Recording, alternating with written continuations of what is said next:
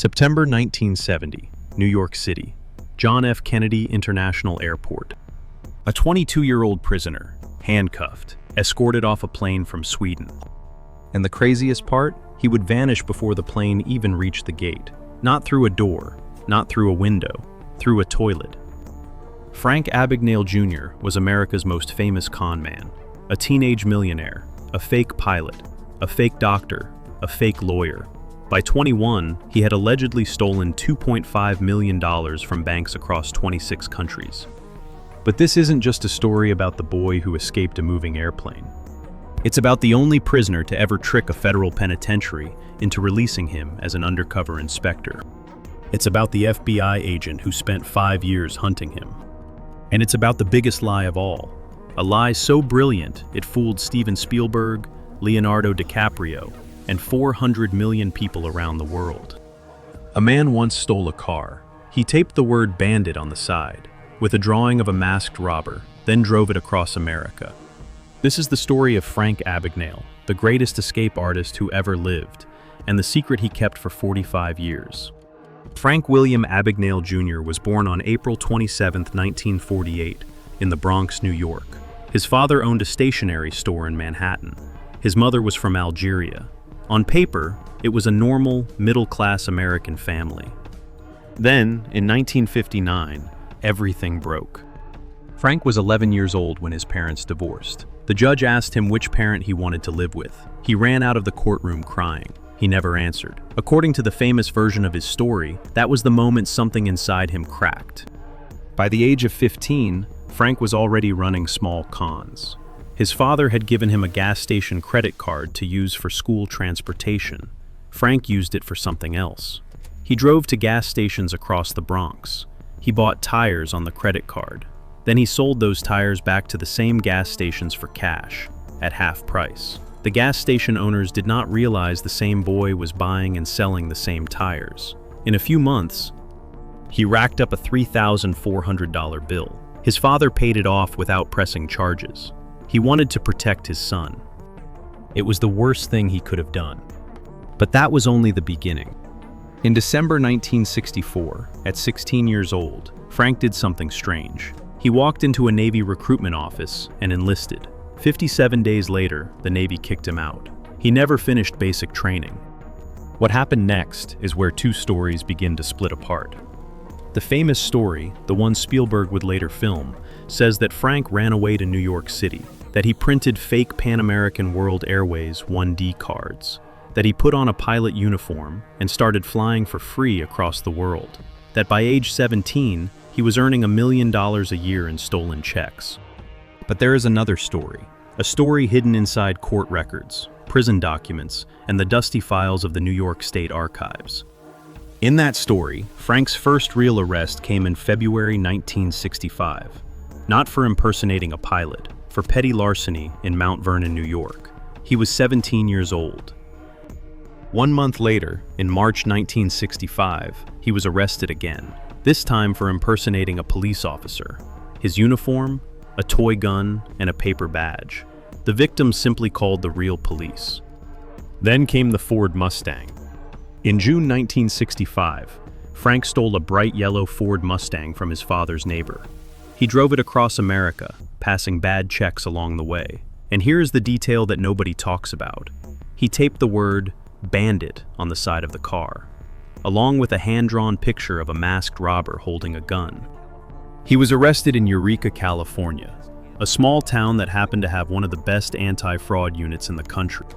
On July 26, 1965, Frank Abagnail Jr. was sentenced to Great Meadow Correctional Facility in Comstock, New York. He was assigned inmate number 25367. He was 17 years old. This is the detail the movie never mentions, and it changes everything. Great Meadow Correctional Facility sits in the woods of upstate New York, about 60 miles north of Albany. It was built in 1911, 20-foot concrete walls, guard towers at every corner, a maximum security prison for men. The locals had a nickname for it. They called it Gladiator School because of the violence inside the walls. Frank Abagnail arrived at Great Meadow in the summer of 1965. He was 17 years old. He was the youngest inmate on his cell block. He weighed less than 150 pounds. The men around him were murderers, armed robbers, and career criminals twice his age. What did a teenager do in a place like that? He learned to keep his head down. He learned to talk his way out of trouble. He learned the rules of the yard and the rules of the cell block. He read books from the prison library. He wrote letters to his mother in New York. He told her he was sorry. He told her he had changed. He told her he would never come back. She believed him. She was wrong. Frank Abagnail would spend most of his youth inside these walls. From July 1965 to May 1967, he served his first stretch, nearly 2 years. He was released on parole in the spring of 1967 and told reporters decades later that he spent those years flying around the world as a Pan Am pilot. But the records show something different. The records show that 1 week after his parole, he was arrested again for stealing a car in Boston. He was returned to Great Meadow to finish his sentence. He was finally released on December 24th, 1968, Christmas Eve, 20 years old. How much time did Frank Abagnail spend as a free man during his so-called golden years of crime? According to journalist Javier Leyva, who reviewed the court and prison records, it was only a matter of months between 1965 and 1970. Not years, months. So what did Frank do with those few months of freedom?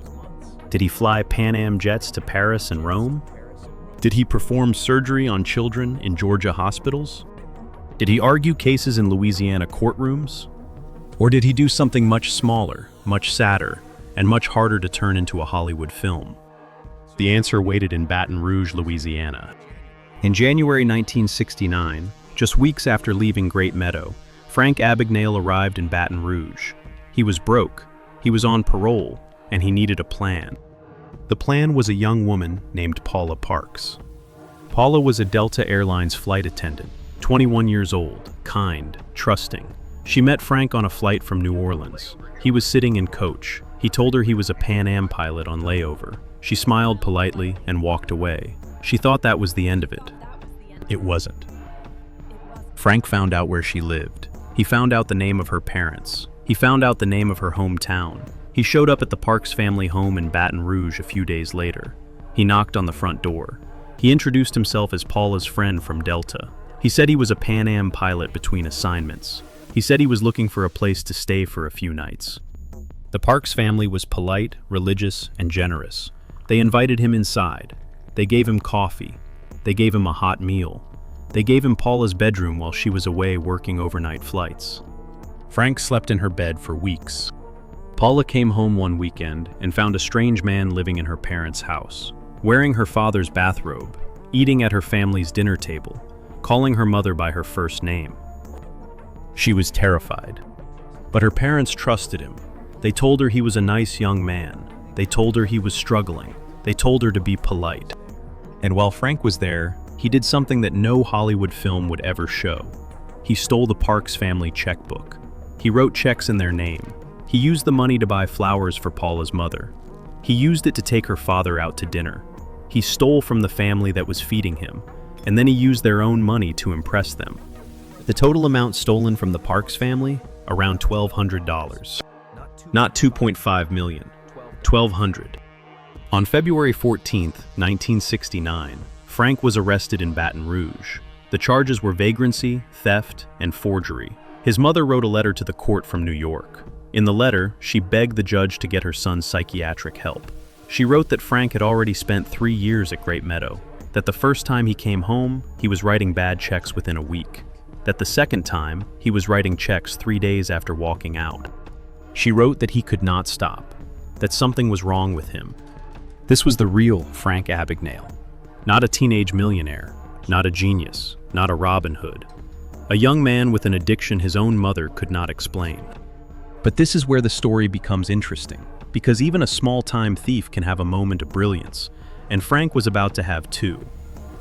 The first would happen on an airplane. The second would happen inside a federal prison. And both of them would become the legend. September 1970. Frank had slipped out of America. He had been passing checks across Europe, through France, through Spain, through Sweden. In Montpellier, France, he was finally caught. A former Air France flight attendant recognized his face on a wanted poster and called the police. He served 3 months in a French prison, then 2 more in Sweden. Then the Swedes put him on a flight home. The aircraft was a British VC-10, a long, narrow 4-engine jet. The flight departed Stockholm and headed west across the Atlantic. Frank sat in the back, calm, cooperative, hands in his lap. What happened next is what Frank would tell the world for the rest of his life, and it would become one of the most famous prison escapes in American history. According to his story, the plane landed at John F. Kennedy International Airport in New York at 10:30 p.m. It began to taxi toward the gate. Frank was in the back of the aircraft, seated next to a federal agent. The handcuffs were still on his wrists. The agent was tired from the long flight. The cabin lights were low. Frank asked to use the bathroom. The agent hesitated, then he nodded. He unlocked one cuff. Frank stood up. He walked down the narrow aisle. He felt every eye in the cabin watching him. He opened the bathroom door. He stepped inside. He locked it behind him. And then he got to work. He had 30 seconds, maybe 60. Any longer, and the agent would knock. He dropped to his knees. He examined the base of the toilet. He found the 4 bolts that held it in place. He unscrewed them with his bare hands. He lifted the entire toilet bowl off the floor. He set it aside. Underneath was a metal panel, the service hatch, the same hatch used by ground crews to empty the waste tank between flights. It was held in place by a simple latch. Frank pulled the latch. The panel swung open. Cold air rushed in. The sound of jet engines filled the tiny room. Below him, the runway of JFK slid past at maybe 15 miles per hour. The lights of the terminal flashed in the distance. Someone knocked on the door. Frank froze. The agent called his name. Frank didn't answer. The knocking got louder. He looked down at the hatch. He looked back at the door. He had one choice. He took a breath. He slid feet first through the opening. He dropped. He hit the tarmac hard. He rolled. The underside of the aircraft passed over him, inches from his face. The roar of the engines was deafening. He could smell burning jet fuel. He crawled out from under the plane. He ran. He sprinted across the taxiway. A baggage cart passed behind him. He did not look back. He reached a chain-link fence. He climbed it. His palms ripped open on the metal. He hit the ground on the other side. He kept running. He found a service road. He followed it to a parking lot. He saw a taxi waiting at the curb. He got in. He told the driver to go to Grand Central Station. No one saw him. No one chased him. He bought a train ticket to Montreal. He crossed into Canada that same night. He checked into a hotel. He called a friend in New York. He asked her to wire him money.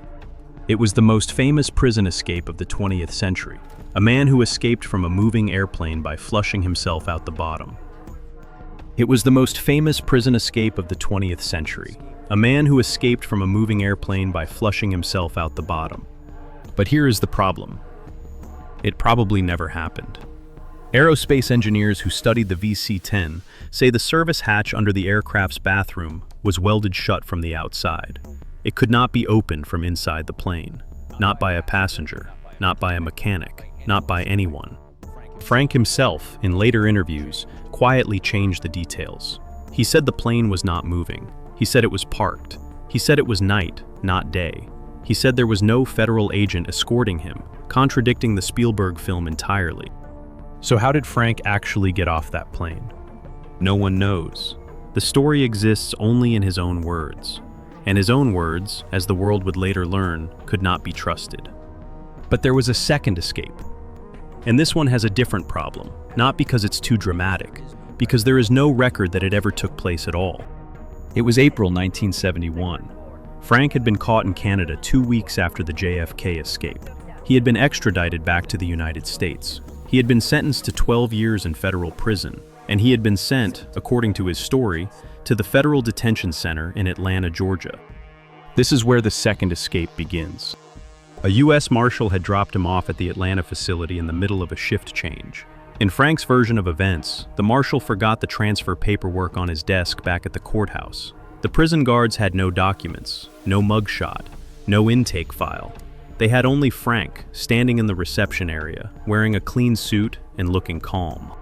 Frank saw his chance. He told the guards that he was not a prisoner. He told them he was a prison inspector working undercover for the Bureau of Prisons. He said his mission was to check on the conditions inside federal facilities. He said the marshal was supposed to be part of the cover story. The guards, confused and short-staffed, went to check with the night supervisor.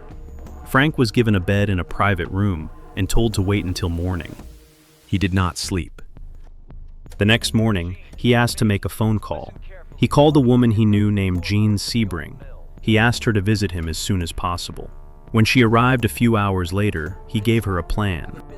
He asked her to go to a local print shop. He asked her to have a business card printed.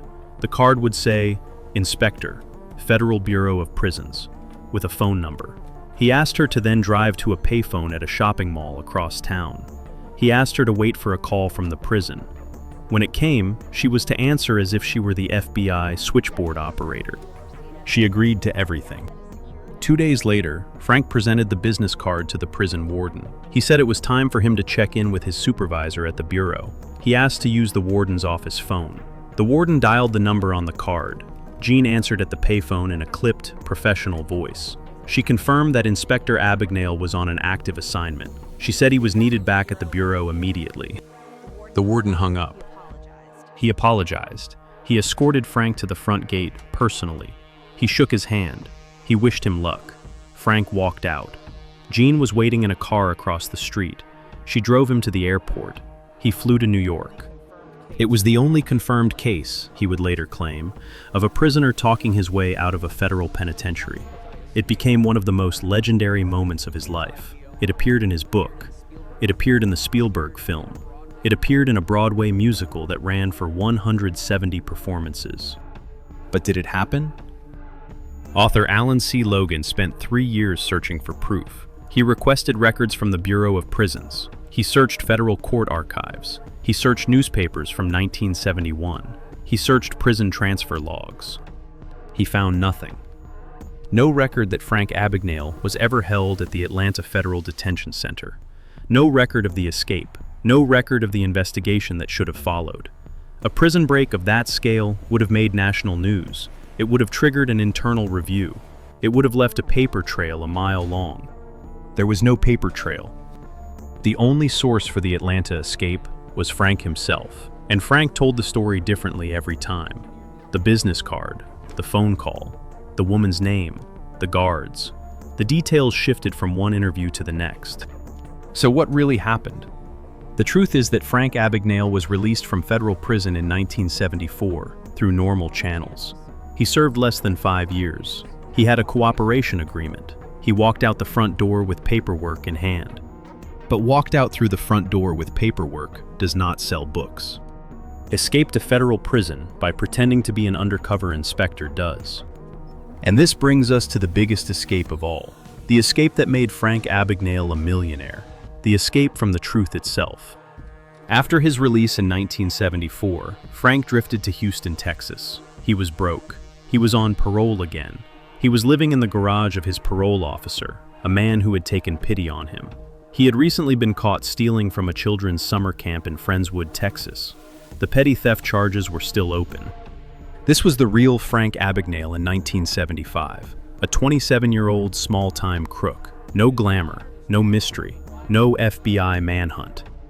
Then something strange happened. In 1976, Frank walked into a Houston Chamber of Commerce meeting. He told the audience that he was a reformed con man. He said he had impersonated a Pan Am pilot, a doctor, a lawyer, a professor at Brigham Young University. He said he had stolen millions. He said he had been the youngest man ever on the FBI Most Wanted list. None of it was true. But no one checked. Local newspapers wrote stories. The stories spread. A talk show called To Tell the Truth invited him on the air. Then Johnny Carson invited him on The Tonight Show. In 1978, a journalist named Stephen Hall from the San Francisco Chronicle called Brigham Young University. He asked if Frank had ever taught there. The university said no. Hall published a story exposing Frank as a liar. Nobody cared. In 1980, Frank published his autobiography, Catch Me If You Can. The book became a bestseller. In 2002, Steven Spielberg turned it into a film, starring Leonardo DiCaprio and Tom Hanks. The film grossed $352 million worldwide. Frank played a small cameo as a French police officer. For the next 4 decades, Frank Abagnail charged between $20,000 and $30,000 per speech. He spoke at corporations, universities, FBI training sessions, and government agencies. He sold himself as the world's greatest con man. And then in 2020, a science journalist from Ireland named Alan C. Logan published a book titled The Greatest Hoax on Earth. Logan had not set out to debunk Frank Abagnail. He had been researching a different con man, a fake doctor named Robert Vernon Spears. People kept comparing Spears to Abagnail, so Logan decided to learn more about Abagnail, just to have context for his other book. Then he found something strange. It was a tiny newspaper article from February 14th, 1969, just a few lines. It said that a man named Frank William Abagnale Jr. had been arrested in Baton Rouge, Louisiana, for vagrancy. Logan paused. He read it again. Abagnale had told audiences for 40 years that he was only ever arrested once, in France, in 1969. There was no mention of Baton Rouge in any of his speeches. There was no mention of vagrancy in his book. Logan started pulling on the thread. He found the Parks family. He drove to Baton Rouge. He sat down with Paula Parks in her living room. She brought out a box of old letters that her parents had locked away for 50 years. Letters that Frank Abagnail had written from the Baton Rouge jail in 1969. Letters that Frank's own mother had written to the court, begging for psychiatric help for her son. In one of those letters, Frank's mother mentioned something specific. She wrote that her son had spent the past 3 years at Comstock Prison in New York. Logan went to the New York State Archives. He requested every record connected to that name. And there it was. Inmate number 25367. Frank William Abagnale Jr., admitted on July 26, 1965. Released on December 24, 1968. 3.5 years in maximum security. The dates lined up perfectly. The same years Frank claimed to be flying jets and impersonating doctors, he was actually walking laps in the Great Meadow exercise yard. Logan had found the smoking gun. He had proved, with documents, that during the years Frank claimed to be flying the world as a Pan Am pilot, he was actually sitting in a maximum security prison in Comstock, New York. In 2022, another journalist named Javier Leiva confirmed Logan's findings. He reviewed federal court records and discovered that Frank's total Pan Am check fraud amounted to less than $1,500, not $2.5 million, less than $1,500. On June 23, 2022, Leiva walked into the Connect IT Global Conference in Las Vegas. He was carrying a folder full of prison records, court documents, and federal sentencing reports. Frank was on stage, giving his usual speech to a room full of corporate IT executives. The audience was laughing. The audience was clapping. Frank was telling the story of how he escaped from a Pan Am plane in his teens. When the question and answer session began, Leiva stood up. He walked to the microphone.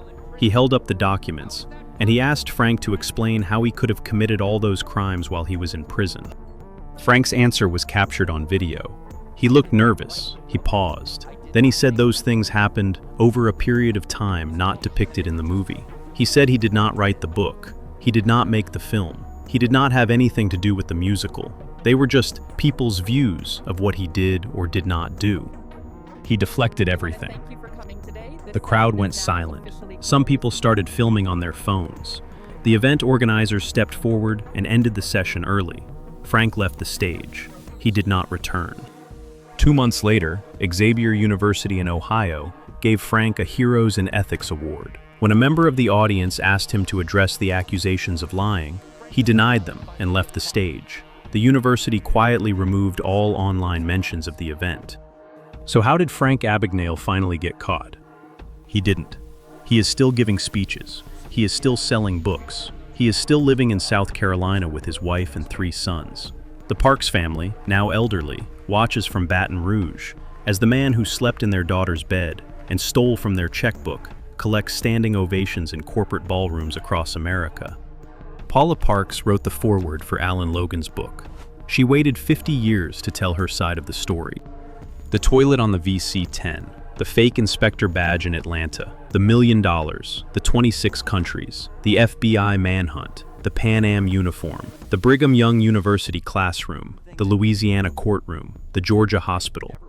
None of it can be proven. Most of it can be disproven. And the one thing that can be proven, the thing Frank never wanted the world to see, is a yellow Ford Mustang with the word "Bandit" taped to the side, driving across America with a teenage boy at the wheel, on his way to inmate number 25367.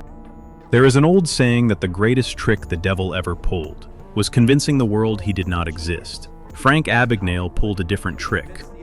He convinced the world he was a genius. He convinced Hollywood. He convinced the FBI.